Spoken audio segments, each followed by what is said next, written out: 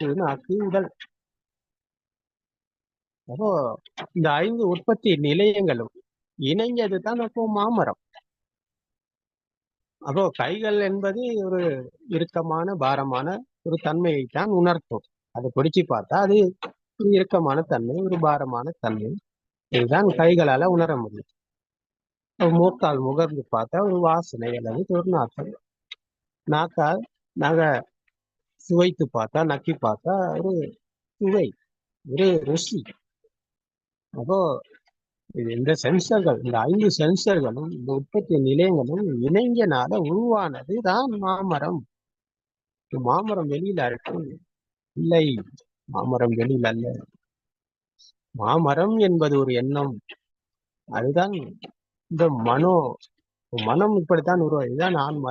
வெளியில் இருக்கிறது என்ற இணைதலினோடாக அந்த வெளியில் இருக்கிற இந்த உணர்வு ஒன்று பிறந்தது. இந்த உணர்தலின் காரணமா நாங்க அது வெளியில் இருக்குன்னு சொல்லி நினைச்சு கொண்டிருக்கோம். மாமரம் வெளியில இருக்கு, அம்மா வெளியில இருக்காங்க, அப்பா வெளியில இருக்காங்க, வீடு இருக்கு, வாசல் இருக்கு, பணம் இருக்கு, வாகனம் இருக்கு, செல்வம் இருக்கு, எல்லாம் இருக்கு அப்படின்னு சொல்லி இந்த இணைதலினூடாகத்தான் நாங்கள் இருக்கிறது என்று நினைத்து பிடித்து கொண்டோம். இதுதான் கற்பனை, இதுதான் மனோ உலகம். இந்த மனோ உலகத்துல தான் இப்ப நாங்க வாழ்ந்துட்டு இருக்கோம். உண்மையா இருக்கிற உலகம் இல்லை இது. சித்தேனு நியத்து நோக்கும் சித்தேனு பரி கசத்தி என்று கூறியது இதைத்தான். மனதால் உருவாக்கப்பட்ட உலகம் வேற எங்கேயுமே இருப்பது கிடையாது. அப்போ நாங்கள் நினைப்பதனால அந்த நினைப்பில் தான் எல்லாம் வாழ்ந்து கொண்டிருக்கோம். அந்த நினைப்பில் தான் நாங்கள் வாழ்றோமே தவிர உண்மையா இருக்கிற உலகம் ஒன்று எங்கேயுமே இல்லை. எங்கேயுமே கிடையாது. இதே இதுதான் இந்த பட்டிச்ச சமுப்பாத தர்மத்தில் பகவான் புத்தர் அவர்கள் போதிக்கிறாங்க. இந்த மனம் உருவாகும், ஆன்மா உருவாகும். இதை ஒதுங்கி கொண்டாக எங்களுக்கு இந்த திருஷ்டியிலிருந்து மீள முடியும். அப்போ எல்லாமே வெளியில் எங்கேயாவது இருக்குதா? வெளியில் எங்கேயுமே ஒண்ணுமே கிடையாது. அப்படி ஒண்ணு எங்கேயுமே இல்லை. நீங்க எப்பவுமே அப்படி ஒண்ணு சந்திச்சதே இல்லை. அப்படி ஒண்ணு நீங்க பார்த்ததே கிடையாது. வெளியில ஒண்ணு பார்த்ததே கிடையாது. வெளியில அப்படி ஒரு அனுபவம் உங்களுக்கு என்னைக்குமே இருந்தது இல்லை. அப்படி ஒண்ணு யாருமே அனுபவிச்சது இல்லை. யாருமே அப்படி ஒண்ணு சந்திச்சதே கிடையாது. ஆனா எல்லாமே நினைச்சு கொண்டிருக்கிறதுனால இது வெளியில இருக்குன்னு சொல்லி நினைச்சு கொண்டிருக்காங்க. எல்லாமே இந்த மனதின் மாயைக்கு ஆகப்பட்டிருக்கிறதுனால இது வெளியில இருக்குன்னு சொல்லி நினைச்சு கொண்டிருக்கிறாங்க. அது உண்மை கிடையாது. எல்லாம் கற்பனை. இந்த கற்பனை உலகத்துல தான் எல்லாருமே வாழ்றாங்க. ஃபேண்டசி வேர்ல்டுல தான் எல்லாமே வாழ்றாங்க. அப்ப இது உண்மை இல்லை, இது சத்தியம் இல்லை. இதுதான் மாயை, மனதின் மாயை. மன உலகத்துல நாங்க வாழ்ந்து கொண்டு இருக்கிறோமே தவிர உண்மையாக இருக்கும் உலகத்தில் அல்ல நாங்க வாழ்றோம். இது புரிஞ்சுன்னா அவர் உலகத்தை வெல்வார். உலகத்தை வெல்வார் என்றால் வெளியில் இருக்கிறது அந்த துஷ்டியில் அல்ல. அப்ப அவர் இருக்கிறார். வெளியில் அப்படி ஒண்ணு கிடையாது. எல்லாமே மனதில் தான் இருக்கு. எல்லாமே எண்ணங்களால் உருவான உலகம், மனதால் உருவான உலகம். வெளியில் இல்லை என்ற சத்தியத்தை அவர் கையாண்டு பார்த்தார். நடைமுறை அனுபவம் அவருக்கு தேவை. நடைமுறையில நாங்கள் வாழ்ற அன்றாட வாழும் வாழ்க்கையில எங்களுக்கு நடைமுறையில கையாள வேண்டியிருக்கு. பார்ப்பது இருக்கா? கண்களால் பார்ப்பது வெளியில் இருக்கா என்ற பரிசீலனை எங்களுக்கு தேவைப்படும். அதை நாங்கள் செய்து பார்க்கணும். காதுக்கு கேட்பது வெளியில் இருக்கா? காதை மூடிக்கொண்டா சத்தம் கிடையாது, சத்தம் கேட்காது. காது என்ற சென்சர் இயங்குவதனால காதுக்கு சத்தம் கேட்குது. காது விலகாதவருக்கு சத்த உலகம் என்பது கிடையாது. கண் தெரியாதவருக்கு வர்ண உலகம் கிடையாது.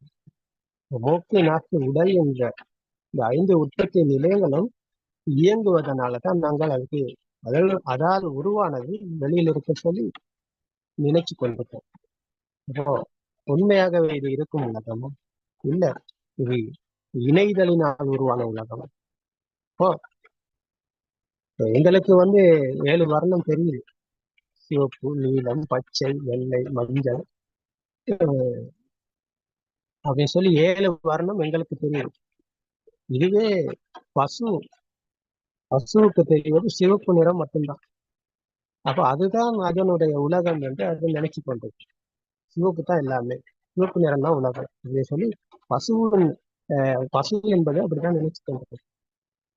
குதிரை வந்து அதன் உலகம் வந்து நீளமாக இருக்கு. நீல கலர், நீல கலர் தான் உலகமா? குதிரையின் உலகம் அப்படித்தான் இருக்கு. குதிரைக்கு அப்படித்தான் தெரியும். நீளம் எல்லாமே நீளம் தான். அப்போ அதன் உலகம் அதுதான் நீல கலர். அப்போ அது உண்மையா? அப்ப அது அது குதிரை பார்க்கும் உலகம் உண்மையா? பசு பார்க்கும் உலகம் உண்மையா? எங்களுக்கு தெரியும் வர்ண உலகம் 7 வர்ணம் தெரியும் சொன்னா அது 7 வர்ணமும் உண்மையா? இல்ல. இந்த உற்பத்தி நிலையங்களால் அது ஸ்பரிசமானது, கண்களுக்கு வர்ணம் ஸ்பாக் ஆனது. அதன் வழியா 7 வர்ணம் இருக்கு. இது மஞ்சள், இது பச்சை, இது நீலம், இது சிவப்பு என்று நாங்க தான் சொல்றோமே தவிர அப்படி ஒண்ணு வெளியில கிடையாது. மஞ்சள் என்றால் ஒரு வர்ணம் மட்டும்தான். அதே மஞ்சள் என்று நாங்கள் சொல்வதை அதே ஆங்கில மொழியில யாரும் மஞ்சள் என்று சொல்ல மாட்டாங்களே. ஆங்கில மொழியில அதுக்கு என்ன சொல்லுவாங்க? எல்லோ அப்படின்னு சொல்லி சொல்லுவாங்க. இப்போ எல்லோ என்று சொல்லும் சத்தமும் மஞ்சள் என்று சொல்லும் சத்தமும் ரெண்டும் வேற தானே. ஆனா கண்களுக்கு தெரிந்தது ஒரே வர்ணம் தானே. இப்படி எப்படி ரெண்டு வேறு வேறு சத்தமானது? இப்போ அவர்களுடைய இங்கிலீஷ் பேசுபவருக்கு கொடுத்த சத்தம் வேற. அவருக்கு கண்களுக்கு வர்ணம் தாக்கி இது மஞ்சள் என்ற சத்தத்தை கொடுக்கல, அவங்களுக்கு எலோ என்ற சத்தத்தை தான் கொடுத்தாங்க. அப்போ அது இரண்டும் இணைந்தனால இப்போ எலோ உருவானுச்சு, மஞ்சள் உருவானுச்சு. எங்களுக்கு வந்து இது மஞ்சள் என்ற சத்தத்தை கொடுத்தாங்க. கண்களுக்கு வர்ணத்தை காட்டி காதுகளுக்கு இது மஞ்சள் என்ற சத்தத்தை கொடுத்தாங்க. அப்போ எங்களுக்கு இது மஞ்சள் என்று உருவானுச்சு. இப்போ மஞ்சள் வெளியில் இருக்கு. அப்போ இது உண்மையா? இப்போ நாங்கள் சொல்லும் மஞ்சள் என்பது நிரந்தரமா வெளியில இருக்குதா? இது உண்மையா? இல்ல, அப்படி கிடையாது. அப்போ இது அனைத்தும் இந்த சமூகத்தால் கொடுக்கப்பட்டது. கொடுக்கப்பட்டதை நாங்கள் பிரிச்சு கொண்டிருக்கோம். பிரிச்சு கொண்டது உண்மை இல்லை. இப்போ மஞ்சள் உண்மையா? இல்ல. மஞ்சள் உண்மையா இருந்தா இலவும் உண்மையா இருக்கணுமே. இலவும் உண்மையா? இல்ல. எல்லாமே சத்தமும் வரணும். அவரவருக்கு போட்ட விடயத்தை அவரவர் பிரிச்சு கொண்டிருக்கிறார். இப்போ நீங்க உங்களுக்கு குழந்தை ஒண்ணு இருக்குன்னு சொன்னா அந்த குழந்தைக்கு நீங்க அம்மா என்ற சத்தத்தை கொடுத்தனால அம்மா என்ற சத்தம் இன்னைக்கு கண்களுக்கு தெரிஞ்சது, வர்ணமும் சத்தமும் இணைஞ்சதுனால அம்மா என்று இன்னைக்கு உங்களை நீங்க குழந்தை சொல்லுதுன்னு சொன்னா, கூப்பிடுங்க சொன்னா, சத்தத்தை பிற ஒளியை கொடுக்குதுன்னு சொன்னா அது நீங்க கொடுத்ததுனால, இந்த சமூகம் கொடுத்ததுனால பிரிச்சு கொண்டது. அதுவே உங்களுடைய குழந்தை வேற எங்கேயாவது பிறந்திருச்சு சொன்னா, வெளிநாட்டுல ஒரு இங்கிலீஷ் ஆங்கிலம் பேசும் ஒரு வீட்டுல பிறந்துருச்சு. அப்ப அவங்க கொடுக்குற சத்தம் அம்மானிலேயே சத்தத்தை கொடுப்பாங்க. அவங்க கொடுக்குற சத்தம் வந்து மம்மி. இப்போ மம்மி என்பது வந்து அது வேற தானே. கண்களுக்கு தெரிஞ்ச வர்ணத்துக்கு காதுக்கு மம்மி என்ற சத்தத்தை கொடுத்தாங்கன்னு சொன்னா அப்ப அதுதான் அவர்களுடைய உலகம். மம்மி என்ற உலகம் ஒண்ணு, அம்மா என்ற உலகம் ஒண்ணு. இல்லையே, இது என்ன எல்லாமே இணைஞ்ச உலகம் தானே. இந்த இணைகளின் ஊடாக உருவான உலகம் தானே. இதுல உண்மை இருக்குதா? இல்ல. நாங்க இங்கிலீஷ் பேசினாலும் சரி, தமிழ் பேசினாலும் சரி, சிங்களம் பேசினாலும் சரி, உலகில் எந்த பாஷையை பேசினாலும் சரி, அது அனைத்தும் இந்த சமூகத்தால் உருவாக்கப்பட்டது.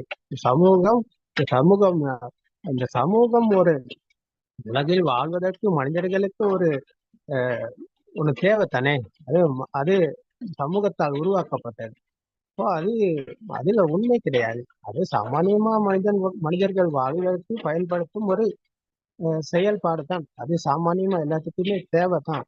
ஆனால் அதில் உண்மை இல்லை, அதில் சத்தியம் இல்லை. இதை புரிந்து கொண்டாதான் எங்களுக்கு இது எல்லாமே அப்போ ஒரே சுபாவம் என்று எங்களுக்கு வரும். இப்போ இங்கிலீஷ்னாலும் ஒண்ணுதான், தமிழ்னாலும் ஒண்ணுதான், சிங்களம் என்றாலும் ஒண்ணுதான். எல்லாமே வெறும் சத்தம் தான். அது எல்லாமே வெறும் எண்ணங்கள் தான். சிங்களம் என்பது வந்து ஒரு சத்தம், சத்தத்துக்கு வர்ணம் கலந்து இருக்கு. அப்போ அவர்கள் பேசும் பாஷை வேற என்றால் அதுவும் எண்ணங்கள் தானே. எந்த பாஷையை பேசினாலும் அது எல்லாமே எண்ணங்கள். அப்போ எண்ணங்கள் எப்படி உருவானுச்சுன்னு சொன்னா சத்தமும் வர்ணமும் இணைஞ்சனால. சத்தமும் வர்ணமும் இணையாட்டி அங்க எண்ணம் என்று ஒன்றும் உருவாகி இருக்காது, மனம் என்று ஒண்ணு உருவாகி இருக்காது. உருவானதினால் தான் நாங்க எல்லாமே இருக்குன்னு சொல்லி பிரிச்சு கொண்டிருக்கோம். இது சிங்களம், இது இங்கிலீஷ், இது தமிழ். அப்போ மஞ்சள், ஏனோ இது எது உண்மை? எதுவுமே உண்மை இல்லையே. இது எல்லாமே கற்பனை தானே. அப்போ நாங்க வாழ்றோம் எங்களுக்கு ஏற்படுத்தி கொடுத்த உலகத்தில். இது மஞ்சள், இது அம்மா, இது அப்பா. இந்த உலகத்துலதான் நாங்க வாழ்ந்து கொண்டிருக்கோம். இது மாமரம், இது வாழை மரம், இது தென்னை மரம், இது ரோஜா, இது மல்லிகை. இதுதான் எங்களுடைய உலகம். இந்த சத்தத்தை இங்கிலீஷ்காரருக்கு கொடுத்துருக்காங்க. அவங்களுக்கு கொடுக்குற சத்தம் வேற தண்ணி. அப்ப அது அவர்களுடைய உலகம். அப்ப அந்த குதிரையை போல, இந்த பசுவை போல நாங்களும் கண்களுக்கு தெரிந்த வர்ணம், காதுக்கு கேட்ட சத்தம், இது இணைஞ்சனால எல்லாமே வெளியில இருக்குன்னு சொல்லி நினைச்சு கொண்டிருக்கோம். அவை எங்களுடைய உலகம். இது உண்மையான உலகமா? இல்லை, இதுதான் கற்பனை உலகம். இதுதான் மனோ உலகம். மனோ உலகத்துலதான் நாங்க வாழ்ந்துருக்கோம். இப்போ இது உண்மை இல்லை, இது இல்லை. அப்ப இதை புரிந்து கொள்வதனால என்ன நடக்குதுன்னு சொல்லி பார்த்தா நாங்கள் உண்மையை, சத்தியத்தை தான் புரிந்து கொள்றோம். உலகின் யதார்த்தத்தை நாங்கள் புரிந்து கொள்றோம். உலகம் என்பது எங்கேயும் இல்லை. எல்லாமே எங்களுடைய மனதுல தான் இருக்கு. எங்களுடைய மனசுல தான் அந்த கதை ஓடிக்கொண்டிருக்கு. வெளியில எங்கேயுமே அப்படி ஒரு அனுபவம் யாருக்குமே கிடைச்சதில்லை. இது ஒரு வாழ்க்கையில நீங்க யாருமே, இந்த உலகத்துல யாருமே அப்படி ஒரு அனுபவத்தை பெற்றுக்கொள்ளல. எல்லாமே இந்த மனசின் மாயையில இருக்கிறதுனால எல்லாமே நினைச்சு கொண்டிருக்காங்க. இதுதான் உலகம், இதுதான் உண்மை என்ன சொல்லி நினைச்சு கொண்டிருக்காங்க. இப்ப கிறிஸ்தவர்கள், அவர்கள் ஒரு உலகத்தை ஏற்படுத்தி கொண்டு அவர்கள் ஒரு உலகத்துல வாழ்றாங்க. இந்துக்கள், அவர்கள் ஒரு உலகத்தை ஏற்படுத்தி கொண்டு அவர்கள் ஒரு உலகத்தில் வாழ்றாங்க. இதே போல ஏனைய மதங்கள் இன்னைக்கு உலகத்தில் அவர்கள் எல்லாமே ஒரு உலகத்தை ஏற்படுத்தி கொண்டு கடவுளிடம், இறைவனிடம், ஆண்டவனிடம், அல்லாவிடம் சொல்லி வர உலகத்துல வாழ்ந்து கொண்டிருக்கிறாங்க. இதுல ஒண்ணு கிடையாது. எல்லாமே என்னங்க, கடவுள் என்றாலும் ஒரு எண்ணம், இறைவன் என்றாலும் ஒரு எண்ணம், ஆண்டவன் என்றாலும் ஒரு எண்ணம். எல்லாமே என்னங்க, எண்ணங்கள் எங்க இருக்கு? வெளியில எங்கேயாவது தெய்வ உலகம் இருக்கா? இல்ல, எல்லாமே மனசுலதான் இருக்கு. கடவுள் உலகம் எங்க எங்க எங்க இருக்கு? மேல இருக்கு, ஆகாயத்துல இருக்கு. ஆகாயத்துல இருக்கிறாரா கடவுள்? இறைவன் இருக்காரா? இல்ல, எல்லாமே மனசுலதான் இருக்கு. இதுதான் ரோஹித் சர்மாவுக்கு அவர்களே, சொல்லுங்க. அதெல்லாம் மனிதனால் உருவாக்கப்பட்ட ஒரு கற்பனை தானே அவர்களே. கடவுள் இருக்காரு, அதை செய்வாரு, நம்ம வேண்டின நேர்த்தி கடன் போட்டா இதை செய்வாரு அப்படின்னு சொல்றதெல்லாம். ஆமா ஆமா, எல்லாம் கற்பனை. இதெல்லாம் உண்மை கிடையாது. எல்லாமே கற்பனை தான். கடவுள் இருக்கிறாருன்னு சொல்லி நம்பி அந்த நம்பிக்கையில் வாழும் மனிதன் என்ன செய்யறான்னு பார்த்தா வேண்டுதல் வைக்கிறாரு, பிரார்த்தனை செய்கிறாரு. பிரார்த்தனை, வேண்டுதல் என்பது எல்லாமே இந்த மனதின் மாயத்துல தானே இருக்கு. ஆனா இல்லாத ஒண்ண அவரு நினைச்சு கொண்டு வாழ்றாரு, கற்பனையில வாழ்றாரு. இது எங்கேயுமே இல்ல, எல்லாமே மனசுல தான் இருக்கு. அவை அனைத்தும் எண்ணங்கள் என்ற சத்தியத்தை அவர் கையாண்டா இப்போ இந்த உலகத்தை அவர் வெல்வாரு. கடவுள் எங்கேயும் இல்லை, எல்லாம் மனசுல தான். இறைவன் எங்கேயும் இல்லை, எல்லாம் மனசுல தான். எல்லாமே எண்ணங்கள் என்ற சத்தியத்தை அவர் புரிந்து கொள்ளும் போது அவர் மனசை தான் அவர் புரிந்து கொண்டார். எல்லாமே எல்லாம் மனசுல தான் இருக்கு, வெளியில எங்கேயுமே அப்படி ஒண்ணு கிடையாது. ஆனா இன்னைக்கு ஆகாயத்துல கடவுள் இருக்காரு, அதுக்கு மேல கடவுள், 7 உலகம் இருக்கு, 8 உலகம் இருக்கு, அத்தனை உலகம் இருக்கு அப்படின்னு சொல்லி உலகத்தை பற்றி இன்னைக்கு கிடைச்சாங்க. உலகத்துல எல்லாமே கற்பனை, கனவு, கனவில் வாழ்றாங்க. இந்த சினிமாவில் நடக்கும் கதையை போல ஒரு கதையை ஏற்படுத்தி கொண்டு அந்த கதையில் இவர்கள் நிஜம் என நம்பிக்கொண்டு அதுல வாழ்றாங்க. இது எங்கேயுமே ஒண்ணும் கிடையாது. இது நாங்க இன்னும் கதைப்பதற்கு நிறைய இருக்கு, இந்த மாதிரி உதாரணங்கள் நிறைய இருக்கு.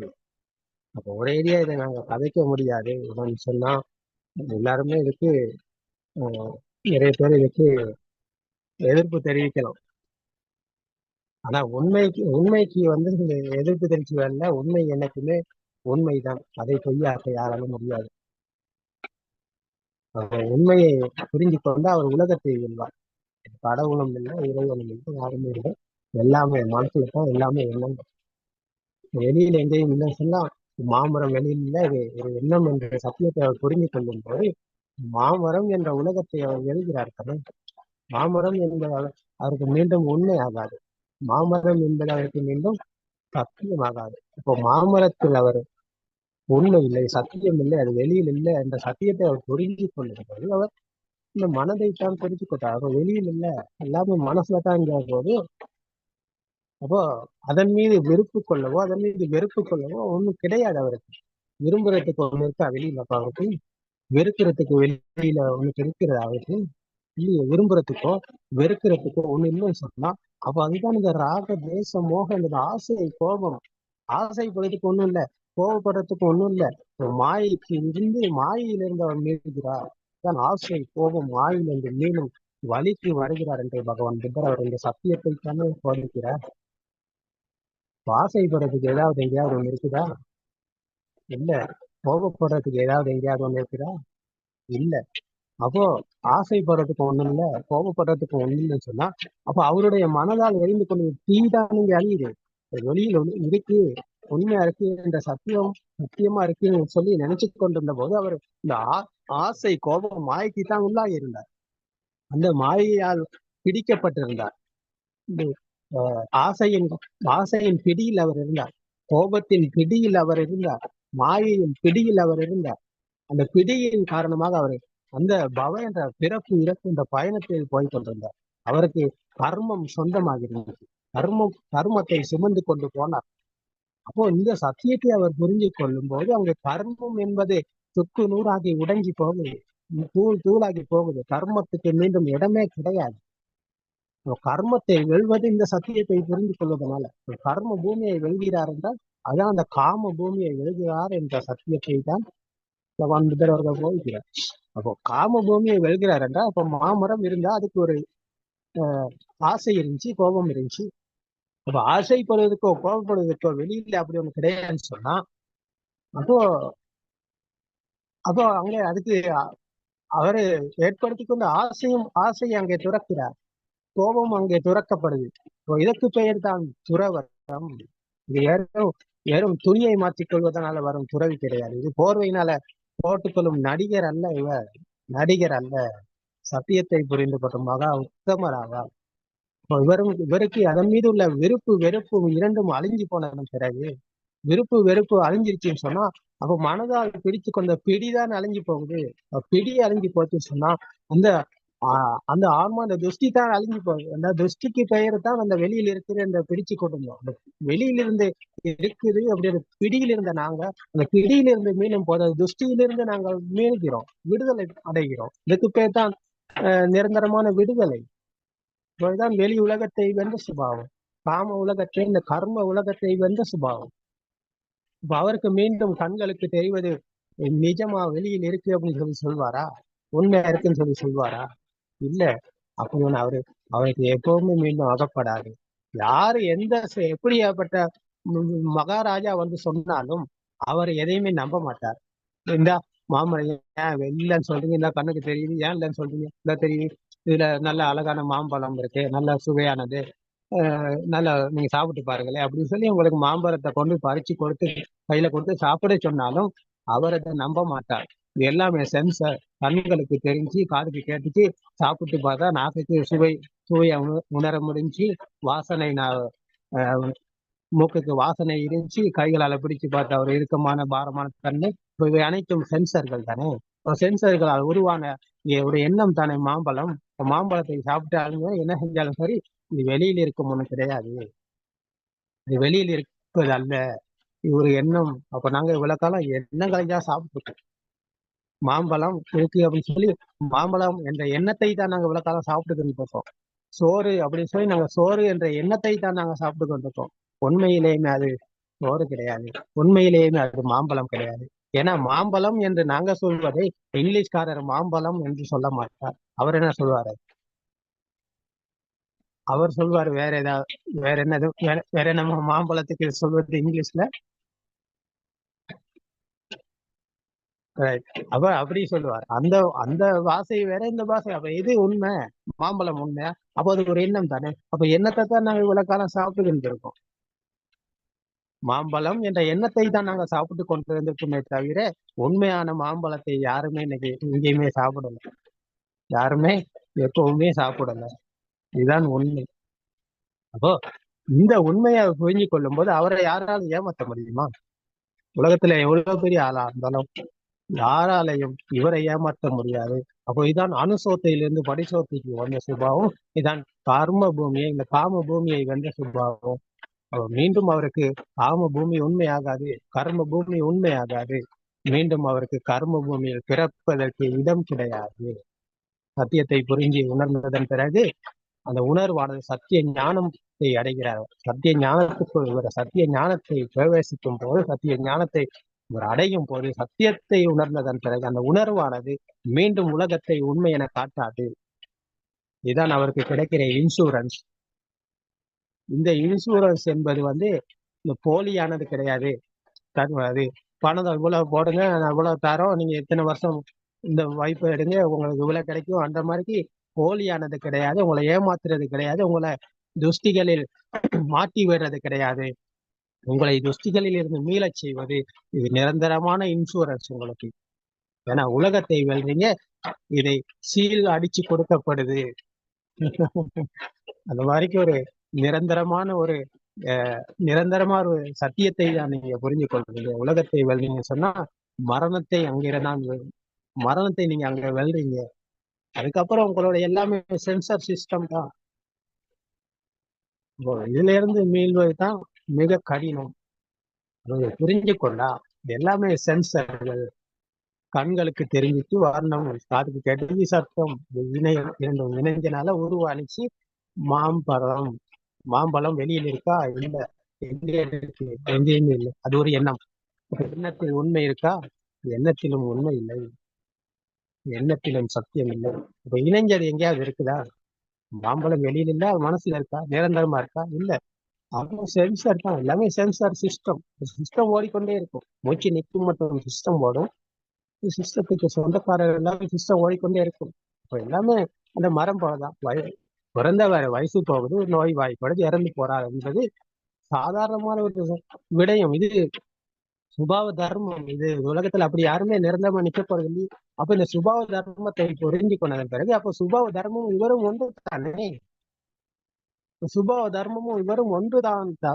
தவிர சுபாவத்திலிருந்து அவர் வேறுபட்டா இருக்கிறாரு இல்ல. நாங்க எல்லாமே சுபாவ தர்மம் ஒன்றும், இது எல்லாமே ஒன்று. யாரும் நாம் வேற சுபாவ தர்மம் வேற அப்படின்னு சொல்லி ஒண்ணு கிடையாது. இது எல்லாமே இயற்கை. இந்த இயற்கையோடு அவர் இணைகிறார். இதற்கு பேர் தான் இயற்கையோடு இணைகிறது என்று. அப்போ இயற்கையோட இந்த சுபாவ தர்மத்தோடு இணைந்ததன் பிறகு அந்த மாம்பழம், இந்த மாமரம் போலதான். மரம் விதையால் முளைச்சிச்சு, கன்றா இருந்து பெருசா பூ பூத்து காய் காய்ச்சி பழம் கொடுத்துச்சு. இதே போல இவர் பிறந்து வளர்ந்து ஆளாகி கடைசியில நோய் வாய்ப்பட்டு இறந்து போறாரு என்பது எல்லாமே எண்ணங்கள். இப்போ இந்த சென்சார் சிஸ்டத்துக்கு சொந்தக்காரர் இல்லை சொன்னா, சென்சார்கள் இயங்குது, சிஸ்டம் ஓடுது. அப்போ இந்த ரோபோவை போல, இந்த மரத்தை போல சாமானியமா எல்லா சிஸ்டமும் ஓடுது, நடக்குது. அப்போ பிரச்சனை எங்கேயாவது இருக்குதா? எனக்கு தான் நடக்குது, நான் தான் இதை அனுபவிக்கிறேன். நம்ம வலி வந்துருச்சு, கால் அடிபட்டு சொன்னா வலி வந்துருச்சு, அந்த வலி எனக்கு தான் வலிக்குதா? நாங்க மிளகாய் சாப்பிடும் போது நாக்குக்கு காரம் அதிகமானால கண்ணீர் வருது. அப்ப நான் தான் எனக்கு தான் கண்ணீர் வருதா? இல்ல. எல்லாமே சிஸ்டம், சென்சர் சிஸ்டம். இப்போ பட்டாசு இப்போ சத்தம் கேட்டுச்சு, பட்டாசு கேட்ட சத்தம் எனக்கா கேட்டுச்சு? அப்போ அது எனக்கு கேட்டுச்சு, எனக்கா கேட்டுச்சு? இல்ல, காதுக்கு சத்தம் கேட்டுச்சு. காது என்பது என்னுடையதா? இல்ல, அது ஒரு சென்சர் சிஸ்டம் தான் ஓடுது. சத்தத்தை நிறுத்த முடியாது, மரணத்தை நிறுத்த முடியாது. இப்ப இது எல்லாத்தையுமே யாராலும் நிறுத்த முடியாது. அது ஓடிக்கொண்டுதான் இருக்கும். அப்ப ஓடிக்கொண்டு இருப்பது சத்தியத்தை புரிந்து கொண்ட பிறகு அவர் ஓட மாட்டார், எங்கேயுமே அவர் ஓட மாட்டார், அவர் நிற்பார். இதுதான் நின்ற சுபம். இதுதான் அங்குலிமாலவுக்கு பகவான் புத்தர் அவர்கள் போதித்தார். அங்குலிமால, நான் நின்று விட்டேன், நீதான் நிற்க வேண்டும் என்று கூறினார். அங்குலிமால யோசித்தார், இல்ல புத்தர் அவர்கள் இப்படி சொல்றார், அவர் போய்கொண்டு தானே இருக்கிறார், ஏன் நின்று விட்டேன்னு சொல்றார் அப்படின்னு சொல்லி அங்குலிமால யோசிக்கிறார். அங்கேதான் அனாத்ம தர்மம் அங்கேதான் போதிக்கப்படுது. அப்போ அதற்கு தேவையான சூழல் அங்கேதான் உருவாகுது. அது வரைக்கும் மனதில் தான் ஓடிக்கொண்டிருந்தார். இப்போ இந்த நான் நின்று விட்டேன், நீதான் நிற்க வேண்டும் என்று கூறியதன் பிறகு யோசிக்கிறார் சொன்னா அங்கேதான் அந்த அனாத்ம கோணம் உருவாகுது. சத்தியத்தை புரிந்து கொள்ளும் தன்மை இங்கேதான் உருவாகுது. அப்ப அங்கே சத்தியத்தை போதனை செய்கிறார் என்றால் அப்போ மனதில் இருந்து தான் அவர் முடியும். இப்போ மனசுல தான் ஓடிக்கொண்டிருந்தார் அங்குலிமால். அவரை கொல்லணும், அடுத்தவரை பிடிக்கணும், அடுத்தவரை வெட்டணும், விரல்களை கோர்க்கணும், 1000 விரல்களால் மாலை கோர்க்கணும் என்ற எண்ணங்களில் அவர் ஓடிக்கொண்டிருந்தார், மனதில் ஓடிக்கொண்டிருந்தார். இப்போ இந்த சத்திய தர்மத்தை போதித்ததன் பிறகு அங்குலிமால மனதில் நிற்கிறார், மனதளவில் நின்று விட்டார். எண்ணங்களின் பின் அவர் ஓடுவாரா? இல்லை. எண்ணங்கள் என்பது சென்சர், மனம் என்பது சென்சர். சலாயத்தன லோக்கோ லோக்கோ சலாயத்தன நிரோதோ நிப்பானோ என்கிற 6 உற்பத்தி நிலையங்களால் உருவானதுதான் உலகம். கண், காது, மூக்கு, நாக்கு, உடல், மனம். இந்த 6 உற்பத்தி நிலையங்களால் உருவான உலகம் எங்கேயாவது இருக்குதா? இல்ல. அப்ப எல்லாமே சென்சர், எல்லாமே சிஸ்டம். இந்த ரோபோவை போல, இந்த படத்தில் ஓதும் கதையை போல எங்களுடைய நாங்கள் பார்ப்பதும் எங்கே இல்லை, கேட்பதும் எங்கே இல்லை, உணர்வும் எங்கே இல்லை, எல்லாமே சிஸ்டமா ஓடிக்கொண்டிருக்கு. அப்ப இதில் நாங்கள் நின்று விட்டா, இதில் எனக்கு ஒண்ணு நடக்கல, எல்லாமே நான் செய்வது கிடையாது, எல்லாமே காரணத்தின் விளைவாக நடந்து கொண்டிருக்கு. இப்போ இதுக்கு சொந்தக்காரர் இல்லைன்னு சொன்னா இந்த சிஸ்டம் தான் ஓடுது. இந்த சத்தியத்தை உருவி கொண்டாரு சொன்னா கையில்லாட்டியும் கால் இல்லாட்டியும் அவருக்கு அவருடைய கையா இல்லாம போகுது, அவருடைய காலா இல்லாம போகுது. இல்ல, எல்லாமே சிஸ்டம், சென்சர். கை இல்லாதவர்களும் உலகத்துல இருக்கிறாங்க, கால் இல்லாதவர்களும் உலகத்துல இருக்கிறாங்க.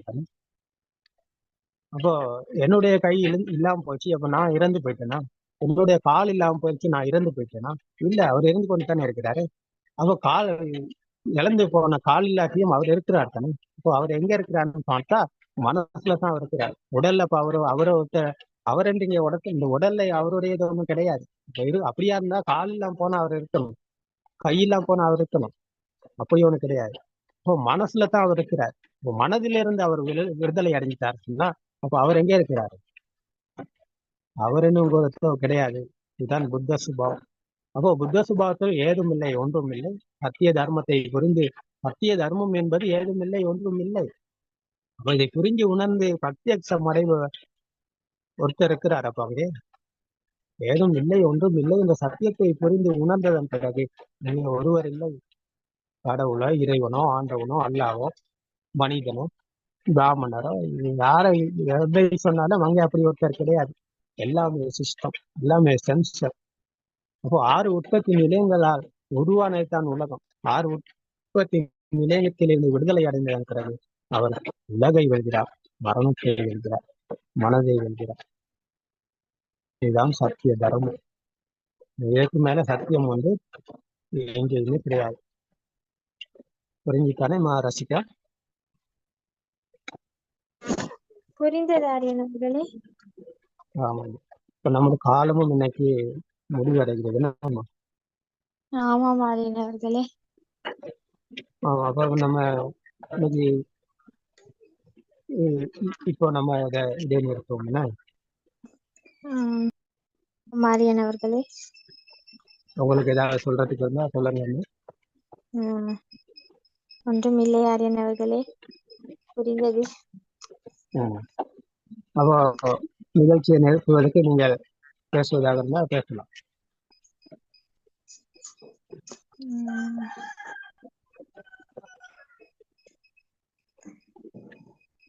திருவன் சரணம் ஆரியன் அவர்களே.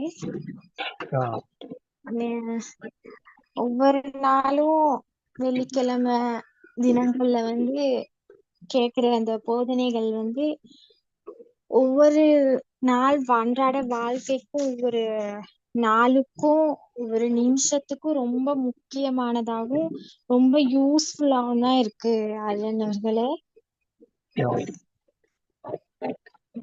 இந்த மாதிரி இத தொடர்ச்சியா செஞ்சு கொண்டு எல்லாரோட வாழ்க்கைக்கும் ஒரு ஒரு உண்மையான சத்தியத்தையும் தர்மத்தை நீ போதிக்கணும்னு நான் பிரார்த்திக்கின்றேன் ஆரியன் அவர்களே.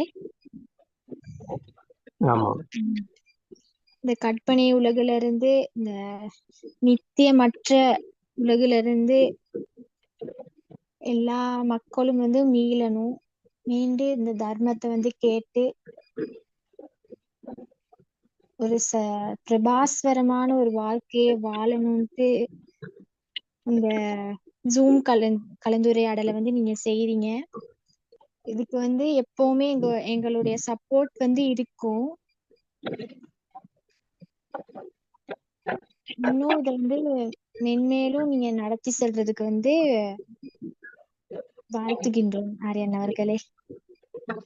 ஆமாமா, உங்களோட காலம் முடிஞ்சிருச்சு. அப்போ நாம இப்போ நம்ம இந்த நிகழ்ச்சியை எடுக்கிறோம். அப்போ ஆமாம் ஆரியன் எங்களுடைய அவர்களே. குருநாதர் அவர்களுக்கும் தேர்வான் சரணம், அனைவருக்கும் தேர்வான் சரணம்.